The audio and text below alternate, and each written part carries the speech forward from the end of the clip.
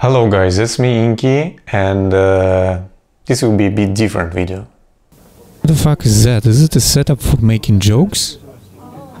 After I wrote the script, it turned out to like a movie, like a really huge video. I wasn't expecting this. I was thinking it would take maybe 20-25 minutes or something, but it turned out it's gonna be much longer. Because the topic I'm touching here is really interesting, and the main underline of how this video will be about what is voice trigger and what is voice source and how we use it and to which area all the things is leading us. I will share my opinion and invite you to a discussion. There is a lot of questions in this video and all questions will remain opened. I would like to point out that all my thoughts about what I will speak in this video is just my opinion, and you don't need to listen to random dude on the internet. And it's all related to our beatbox looping community, because it is a community with its own internal aspects. Voice is a source. I can't miss the starting point is the beginning of looping battles, which happened in 2013, so it's quite a bit long time ago, like almost 10 years. And a very interesting aspect back in the time was that people was able to use MacBooks, RC300 from Boss, this is a loop station, mouse pads, and basically whatever they want. And all rounds was 5 minutes.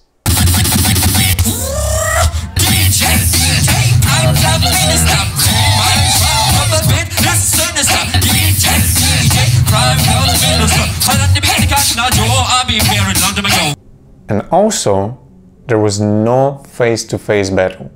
Was just a showcase, like performances. And yes, as I told, I can say this is a starting point for a huge community and you know, a generation of looping artists who are using beatboxing. But as well, on the other side, outside from battles, there was one guy called Birdman, and Birdman was really ahead of this time. He fly away to, you know, to other universe with his stuff. And I would like to implement here one interesting definition is wow factor.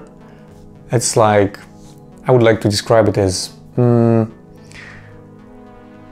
you're creating something on a loop station, it's always, I mean, with beatboxing, it's always the small thing, like, of course we're doing music, but the small thing that's, oh, this is made just by voice.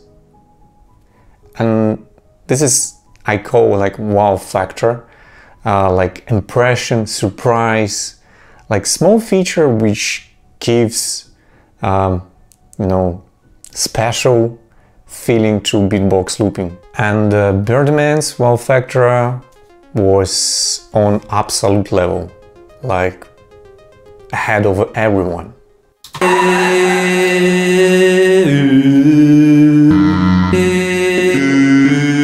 Also, das war der Mekaton, je vais oser faire. Reha fa la scandalo qua e rammono sel fa quella tu. E calo juengolo o ah Marco ten va los cantole.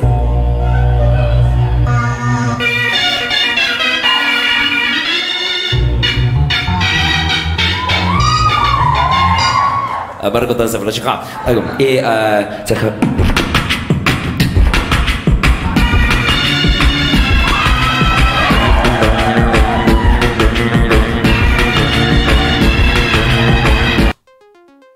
But his approach to looping beatbox is a bit different. He mostly works in improvisational style, like improvised live looping. Meanwhile, all loop battles is mostly, I would say like 99% is compositional looping. And the difference between them is improvisational looping is when you're creating something on the fly, like freestyling. You just thrown out ideas immediately. You preparing nothing. You had idea, you just boom, launched it. And you having this kind of rush, oh, I did a cool thing. And compositional looping is when you preparing all your stuff before your show. You memorize all your actions, which button you press, which fader you move. You as well having in compositional looping this kind of rush, wow, I did this, but not on live situation, like in improvisational looping. But when you are sitting inside your room, you're tweaking settings and it's like, oh yeah, I got it. This is amazing. I will perform this. And in battles in 2013, you can see that people were not really into effects. And that's good. It sounds nice, fun. People were having fun. Era after 505 MK1 being released. And I will separate it in two different parts. From 2014 till 2016. This is the era when all beatbox battles were coherent and unified. Only one device, no MIDI controllers, no additional gear, only 505 MK1. And at this period people were still not using too much effects. Some kind of reverbs, small tweaks here and there, but nothing crazy. It was just a layered beatbox, like it was before release of 505 MK1. In 2014 you had to spend a lot of time and resources to be a birdman. So 505 was a gate to beatbox looping, because the current state of technology was not allowing people to create something complicated by their own skills. There was only a small fraction of people who was a musician and programmers at this time, and beatboxers as well. Of course I need to know how to code. I'm a musician. So there were no other options than 505 Mark I. 505 Mark I was a real sensation in beatbox looping community. It gave a huge boost to a new generation of musicians. By the way, I bought my first loop station in the end of 2013, and of course I was inspired by Birdman a lot, and as well by GBB 2013.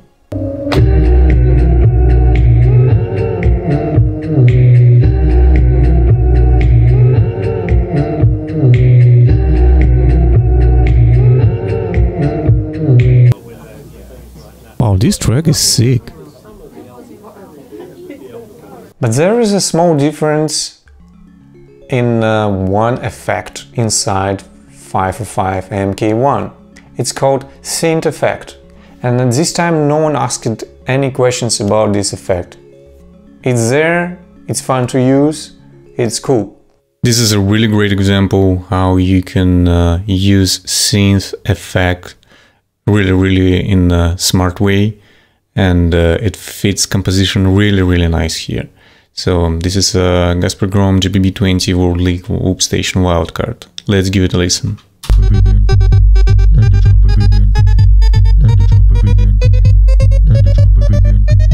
Let the trumpet begin.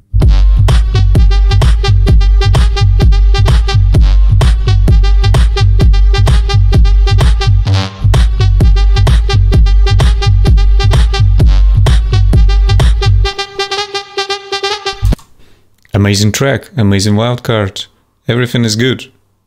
But do we know what synth is doing here? This is essentially an oscillator with pitch and volume tracker where the incoming signal triggering oscillator. This means that there is no voice inside this effect when you turn it to the maximum. Because if you turn, for example, to 50%, it will be blend between incoming voice signal and output of oscillator. So when it's 100% wet, there is no voice in the output signal. And voice works there only as a trigger. And we can think about it like maybe someone who was using it was not actually fit into the concept of beatbox looping, because there is no actual voice behind this effect. But meanwhile, no one asked questions. People were using it. It was cool, it was fun. There is a lot of videos with good examples, and it is actually a cool effect. But should we ask these questions? Have anyone asked these questions? How effects works and how they related to a beatbox competition?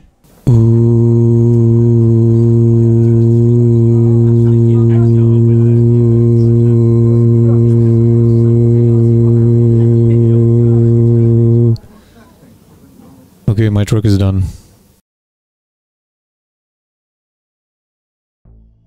In 2017, Saro revolutionized looping beatbox battles. It was huge. At that time, no one had done anything like that before.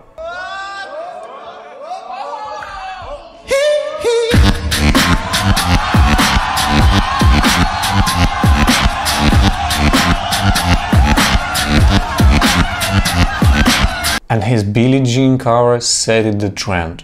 From that moment, era of delay began. Every looper began to use this technique because this was only the way to achieve the perfect tone in beatbox looping. It was possible to achieve the most synthetic sound on a loop station. Basses, melodies, chords, all was made by a delay effect. Of course, it has some downsides because you need to spend so much time to rotate this knob to achieve the desired pitch of this delay.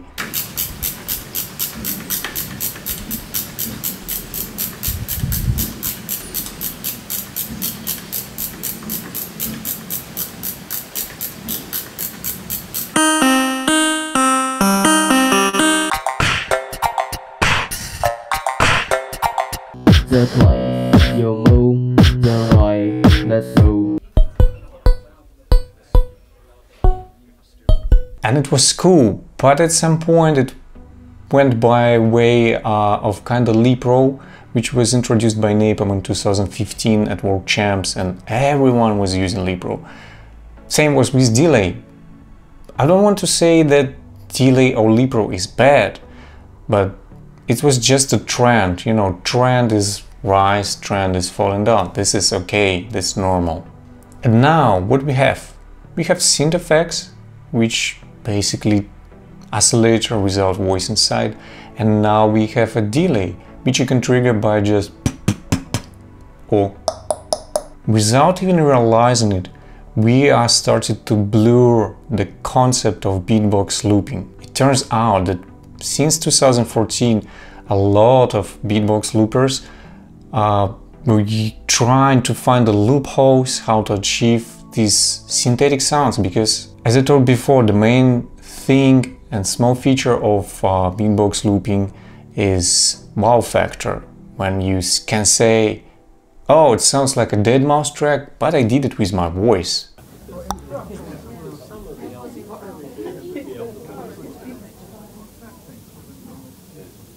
But essentially, we don't have the voice as a source of the sound, because synth is oscillator, delay is just infinity repetition of one short sound. And is it a cheating, or it is abusing or exploiting the capabilities of the device itself? Or maybe we just using the capabilities of the device? But where does it all lead to?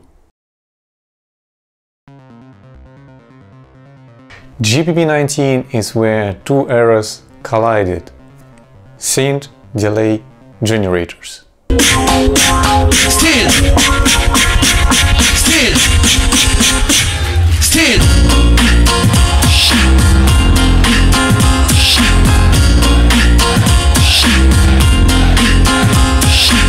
I'm representing for the gangster shit. Still, bigger to be, guess who's right?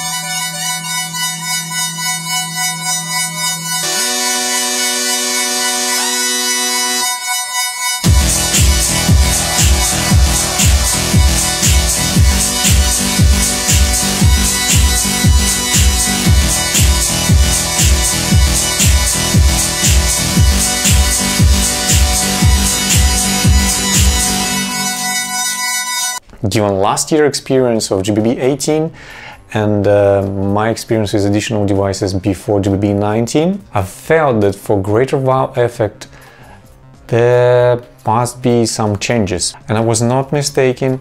The SBX team announced that we can use additional devices alongside with RC505 MK1. And in the beginning I was thinking to use Korg micro sampler because I had it already, but unfortunately it was not approved because they not allowing to use the keyboards, which I found really strange. And then I recorded my wildcard with Voice Live Touch 2. It was pretty fun device, but I was feeling that is not really enough to bring this, you know, massive impression to judges, to audience, and to, you know, to viewers on YouTube.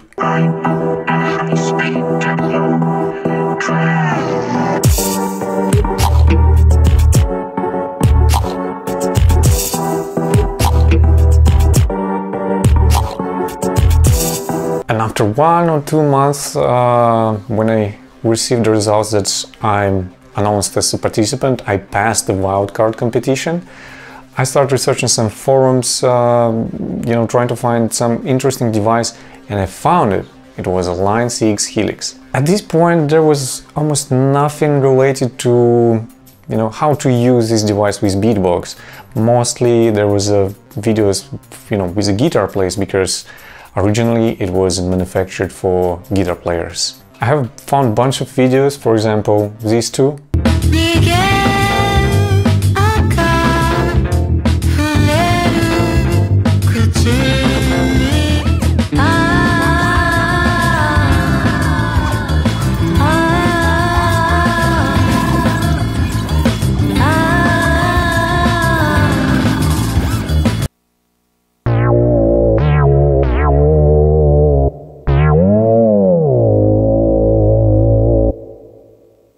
That's actually me going, whoa, whoa, whoa. So I decided to look in my city, maybe somewhere I can find a demo unit which can, you know, to see how it looks like, to touch it, to feel it, to hear the sound of it, because I had no idea how I will use it. And to my surprise, I found one unit in my city. I instantly called them, hey yo, can I come in, can I listen, can I touch it, you know, I want to buy it. They said, yeah, of course, you're welcome. I immediately packed my microphone, throw it in a backpack, and, you know, run to the store. I spent maybe 1.5, maybe 2 hours just sitting in the center of the store, doing like ooh, ee, mooing and doing beatbox into microphone in my headphones, you know, like listening like insane, someone insane. Guitar players and customers was freaking out because I was doing weird stuff there. At some point I think there was kind of why maybe I need to leave the store. But after I spent this time with the demo unit, I knew this is it, I need to buy it. This is insane. I sent links of this device to SBX team and it was approved. Yes, I was so happy and I started preparing my stuff. And this happened. I discovered tone generators and the question immediately popped in my head, like, is it okay to use them? After all the rules stated that I can use everything inside approved unit.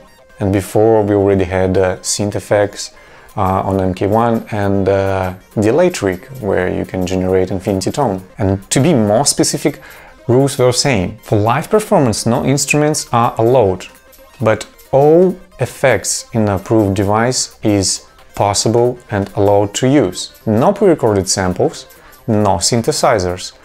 All sounds must be generated with a human voice or human body. I would like to hold your attention on a few things in this part of rules. So as I told before, we are not allowed to use synthesizers. But meanwhile, we are able to use everything from approved device. And inside Helix, we have tone generators and synth effects. So it comes to a contradiction. And I'm doing an assumption here. By definition, synthesizers, maybe it was meant like keyboards. And logically, I can explain this because I was not although to use a microsampler because it's a keyboard, but it's a sampler, not really obvious how to follow these rules. So overall, what we have here, I can use my body to trigger the sound, or I can use my voice to trigger the sound. And now I will demonstrate you what we can do in Helix. So right now we are inside my DAW, and I loaded Helix plugin to my audio track, and I prepared here a demonstration of how to trigger a 3-note generator by just click,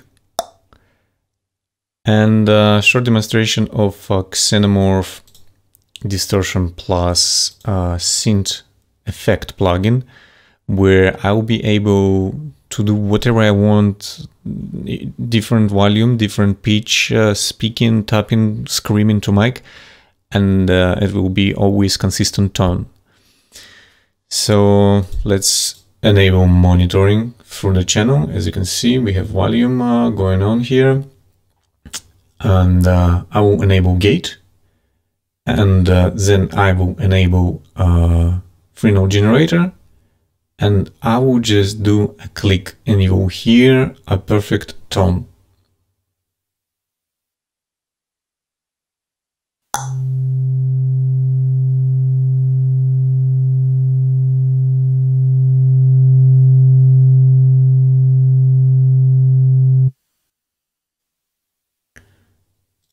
As you can see, one click, perfect tone. I can manipulate it as much as I can, do whatever I want. Change different parameters, different effects, different settings, anything. The next example is, as I told, Xenomorph. And you will be able to hear the sound of effects itself, but also you'll be able to hear my voice, what I'm doing, and which sound it produces. So again, we have monitoring here. This is demo how effects sounds, so it's without Xenomorph. Okay.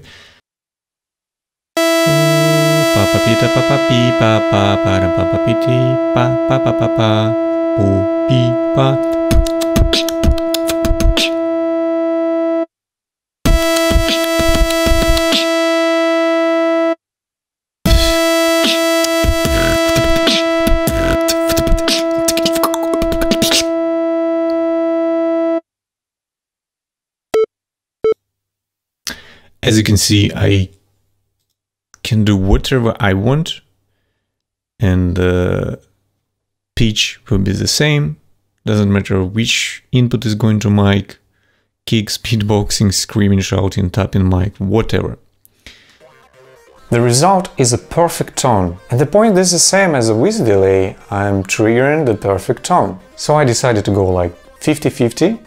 3 tracks will include tone generator, and 3 tracks will not include tone generator. Oh, and don't forget to have a really mystical, magical hoodie. This gives you like plus 10 points to your creativity. I don't know, I spent maybe 5, 6, 7 hours per day just, to create my composition, then to mix them so they sound as much perfectly as it's possible in a live situation. Then I need to learn how to play them, because memorize all these parameters is just insane amount of work. My ears were like, I felt like the lava is on my ears, because so much time I spent on the headphones. And all this gave me the sound which was sound unique at this time. And we are getting to the point, once again, I'm trying to resort some tricks inside gear, which give me opportunity to achieve most synthetic sound as I can. That's everybody wanted, isn't it? Do people tired of just original beatbox sounds like ooh, ooh, ooh, creating harmonies or doing just simple beats on a loop station? I took a 3rd place and I was happy with this result, because when you get into the top 3, you're able to perform all your material. The gate being opened. Into the era of hacks and Helix sound. Now almost any looper who is having second device having line 6 helix, line 6 HXFX, line 6 pedal, I don't remember the name, but it's like small one, different variations. Someone even have Bosses Y1000, which essentially is classic synthesizer, but you're getting the tune out of it just by sending a basic tone. So it's just triggering synthesizer by voice. And I'm not even mentioning MIDI manipulations, for example boombox. Great examples is Frosty Rounds on GBB21 or Oxygenic videos.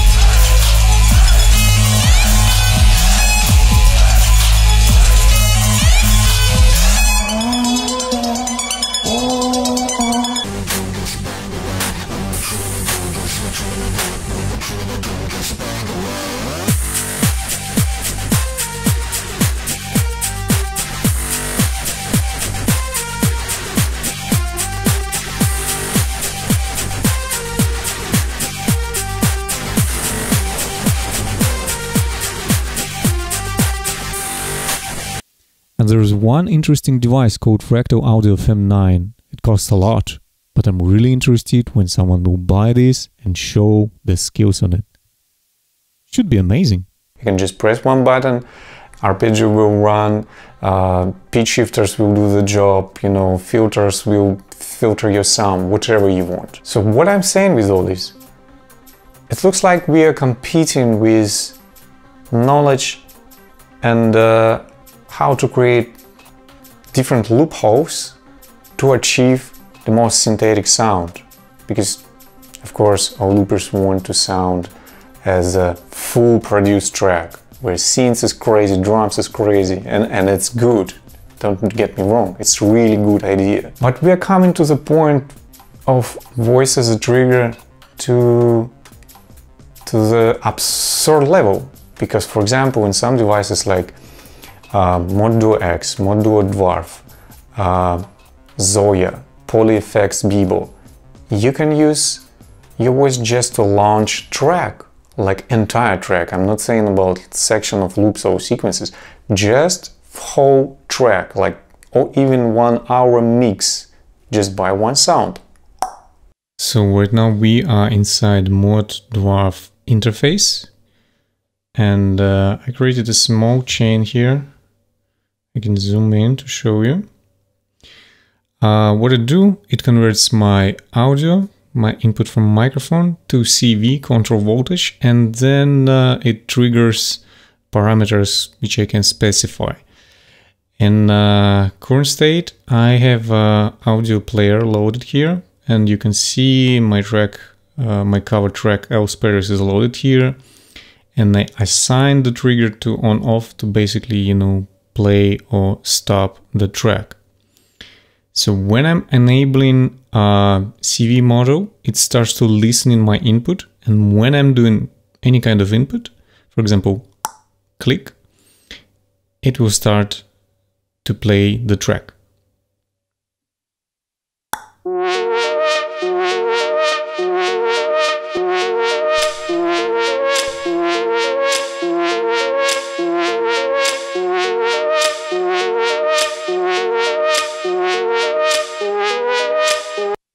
Then I disable it and track not playing.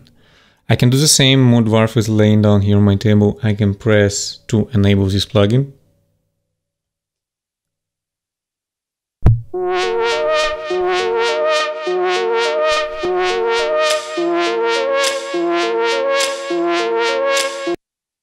Right. And one more thing here.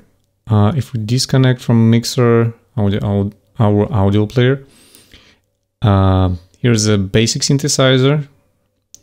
If I will turn it on, then go back, enable plugin which listen in my input, and the sequence will start to play.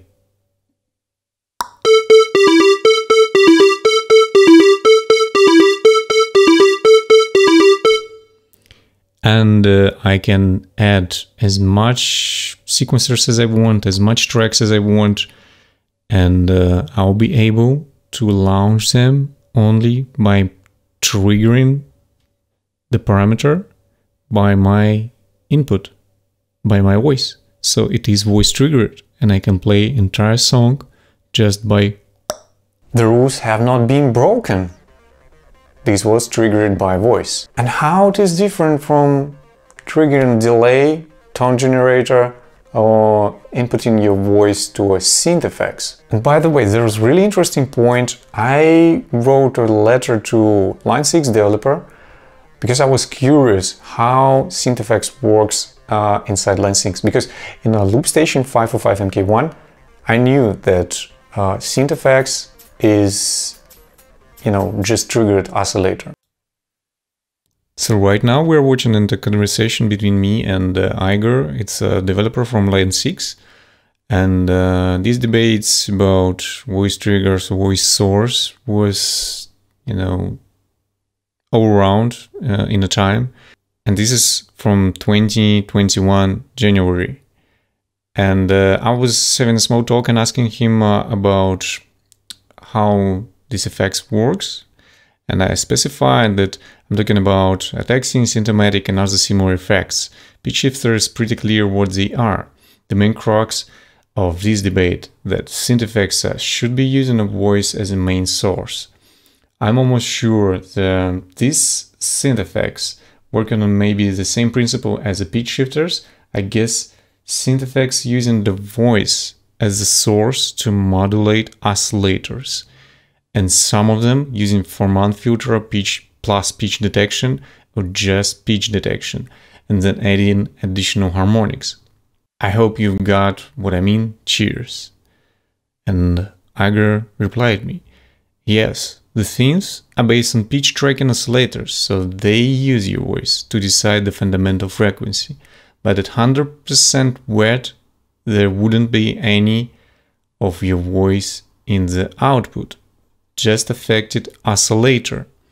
The octaves, harmony, and pitch from engines, however, are normal pitch shifters and are outputting a processing version of your voice. So it turns out all synth effects are not human voice. Your voice is just a trigger. So if we will go inside Helix and open Pitch Synths tab and go to Legacy, you can see here how many synth effect plugins we have here. And how people use them. Like all beatboxers use them because they sound cool, you know, they sounds really amazing. When you're doing like, oh, it's going to sound like an actual synthesizer, and it's awesome. I like it as well. Well, it is a full synth, where voice giving information about volume and pitch to the oscillator, and if you have 100% wet signal, there is no voice in it, just output of oscillator. And this used in almost any beatbox video which you can find on internet, where guys using second device, you know, to amplify the palette of the sound. And who knows what will be added in you know, upcoming updates, because right now when developers releasing unit itself, it's a kind of base where you can put things later on with firmware updates. Because when I was using Line 6 Helix in 2019, there was not too much synth effects, like 4 or 5, I don't remember. But now the list is really huge, and this was like made by updates. And the point is, there is no reason for limitations. Otherwise, we might get to a point where we need to validate device, validate firmware, and then maybe validate functions of a device. I mean by functions like effects, plugins, or whatever. But as well, we are reaching not limits inside rules, but as well inside sound palette of artists. This is the funny part. I will just give you a few blind listens, and in the comments just tell me what device this artist using? And I'm not meaning that this is a bad example, they are bad because they're doing this. It's just to understand the core that sound palette is really limited and it's restricted to device. This funny part. Let's do blind tests of different devices and just write in the comments what is what.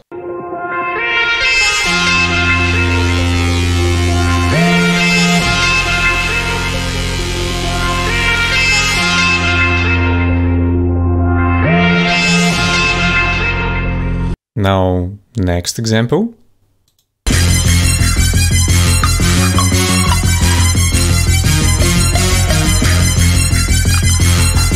And another one.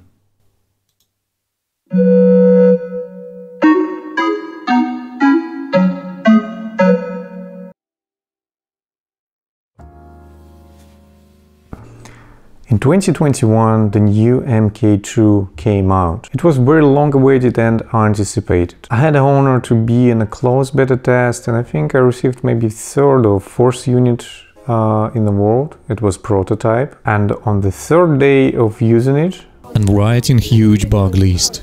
I get it. The new trend will be oscillator bot. You remember we already had infinity delay, maybe infinity filter feedback, tone generators, synth effects, and now we have oscillator bot. So what can you do with oscillator bot? First of all, it's kind of vocoder, and you can choose waveforms inside it, and mainly it has 16-step sequencer. So if we will do the math here, we have ABCD, and then we have ABCD banks.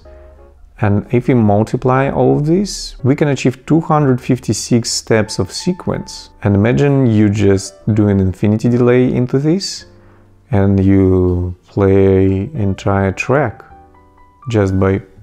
So where is the beatbox there? And how it's different from tone generators or SY1000 or infinity delay?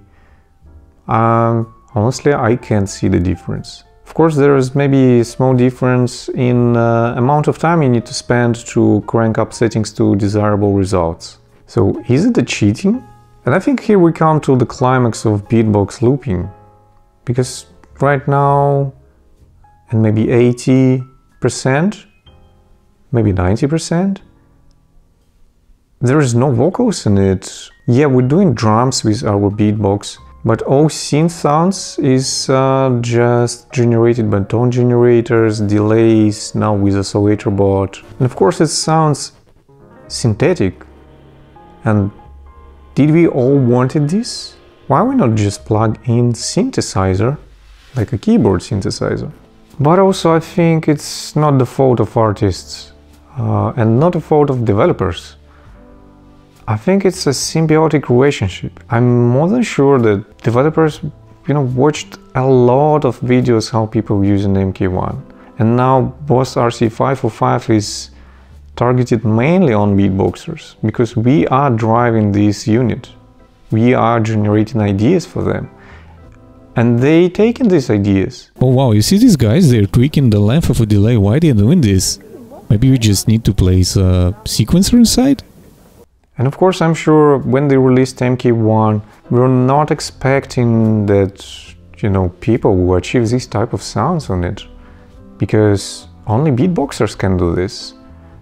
Guitar player or piano player not capable to do that, because both hands is busy. You're playing your instrument. You don't have time to, to spend 20 seconds or 15 seconds, just tweaking the length of a delay. And now MK2 is capable to do almost the same amount of stuff if you had before MK1 plus second device. So it's like 2-in-1 unit. Also, there's another one interesting effect called oscillator voc M. So it's like oscillator vocoder manual, or maybe M means MIDI, I'm not sure about it. But back in the days when MK2 was only in plans, I remember I was in a focus group with all other amazing beatboxers, and we just, did some brainstorm, and one of my ideas was to implement something like you know, like inside Perform VE, this small yellow box.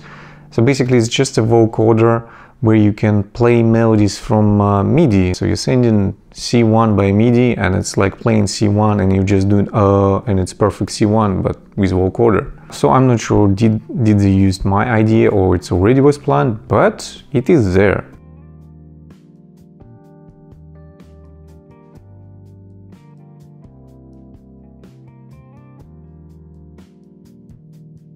And what is vocoder?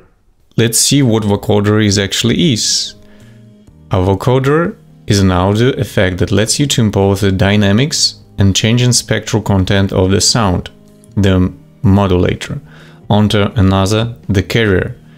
The modulator is usually the human voice speaking or singing, while the carrier is usually a bright synthesizer. So it turns out vocoder is not containing the real voice. It turns out that the voice again is just a trigger. The INKIE 2 is a quintessence of our long hours we spent in our rooms tweaking settings to achieve the most synthetic sound, most synthetic basses, tunes. Because after all, as I told, we are the main target audience for both RC505. And I think for future generations, for 505, we also will be the main audience. And I'm really interested in how it will turn out after, you know, we spent like 5, 6, 7 years cranking the settings of INKIE 2 and what developers will do with this. That's really interesting. We had synth, we had delay, we had tone generators, we had a oscillator board, we had vocoder, we had robot voice. And all of this is not really a beatbox. The beatboxer is just a trigger. Now in the upcoming GBB 2023 we will have two categories with 505 INKIE 2 and production category. So for 505 INKIE 2 it's classic battle where you battling face to face, 1v1, like it always has been like that. Now let's talk about the production category. We will be able to use anything like iPad, MacBook, hardware. With one main rule which we need to follow is everything should be voice sourced. And everything what is voice triggered, it will provide minus point from the judges, because as I described, voice triggers contain no beatbox, no vocals, and it's beatbox looping competition. And I think it's right and healthy direction for beatbox looping community. Because current state of looping, I can tell that it's just beatbox drums and tone generators, so basically synthesizers, where is no melodies created from actual voice. And if you will not change the previous mistakes from the past, it can end really badly for beatbox community, for looping community. I think all of these lead us to era of a software which just shine on the horizon right now. Technology is not holding on one spot. And I think this is great because even the experience we've got from GBB 2021 shows that even most experienced participants cannot always have a control of such complex signal chains, like when you have like 5 devices or something like that, because it's really hard to control, especially in a live situation. Because more devices means more room for error. For example, with unified environment like Loopy Pro, it is much more simple to have a control of entire setup. And if there are even some user errors, it's pretty easy to spot and fix. It's everything in front of your face on the screen. And this is just better for judges. Hey, I can screen share my iPad screen to you? Do you want to see my big screen? I think Loopy Pro is a complete new paradigm. It is complete switch to the software. And you know, I was adept of hardware, I was yelling and screaming only hardware, only hardware. Even after 2019 I was thinking maybe I need to build something like Birdman, and I bought external touchscreen for my PC, which was like small Intel NUC, like I was thinking like maybe it will be portable something. A button push, different audio interfaces, and I was trying to build something on it. But it was all so excruciating. And I heard that the Birdman, to create his first iterations of a Birditron, had help from actual programmers. Of course I need to know how to code. I'm a musician. And at the end I just gave up, sold some of gear, and I decided so I would just buy more hardware. You know, the feature I need, I'm finding hardware for this.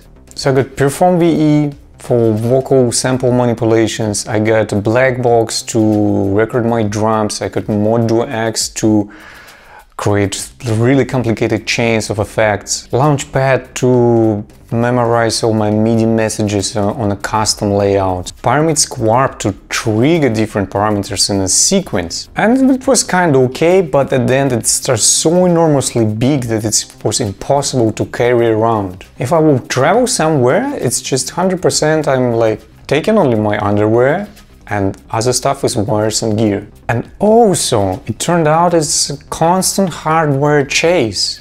I was reading a lot of forums, reading a lot of manuals, trying to find out what I need to, to cover the hole in my setup. And in fact, I was spending much more time on reading the forums and like reading the manuals. I told you, I'm a professional musician. I need to try and test all gear before I will start to write music. So basically I was in a constant testing mode of everything. And then came the day of announcement. The announcement of a Loopy Pro beta test. I immediately ran to buy an iPad for myself. Although I'm not a big fan of Apple, but the thirst of novelty didn't let me go. I was not knowing what inside this ecosystem, and I think I literally bought all plugins in Apple Store. I think I was able to buy a second iPad. Let me check. Oh yeah, it was 1,100 bucks, exactly second iPad.